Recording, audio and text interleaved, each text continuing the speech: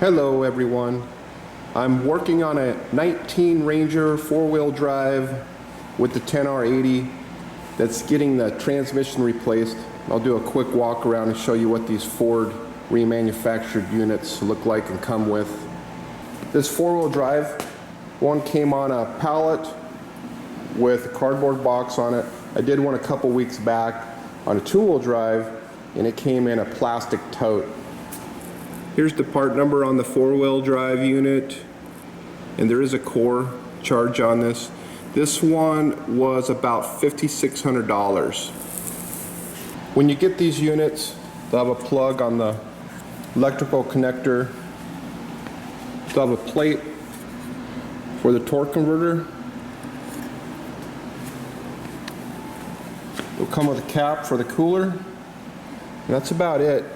Just have to swap the transfer case over.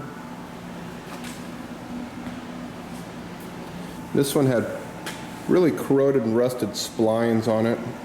There's no fluid in between this, so you don't have to do any seals when you pull the transfer case. You swap the vent over. This is the core unit that's going to be going back. The new unit here, it'll have the pan on it. It'll have the studs in the right location. And there's the dipstick. These will come full of fluid. The last one I did, I only added about a half a quart when I was done with it. So it's ready to go. When you unscrew this cap, there'll be a little plastic dipstick.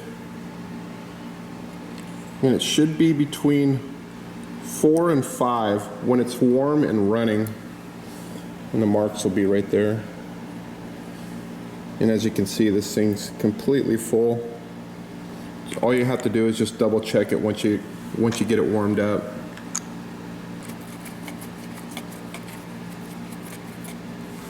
Have to make sure you take a picture of this sticker on the driver's side.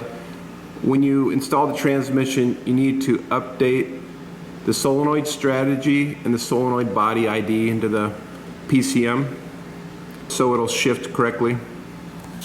And this torque converter has 6 studs on it. Workshop manual says to loosen up the nuts on the catalytic converter, but you can snake it out of there and not mess with the nuts. I did not loosen those up. And you can see the cooler bolts directly into the side of the transmission. And this flex plate's kind of interesting.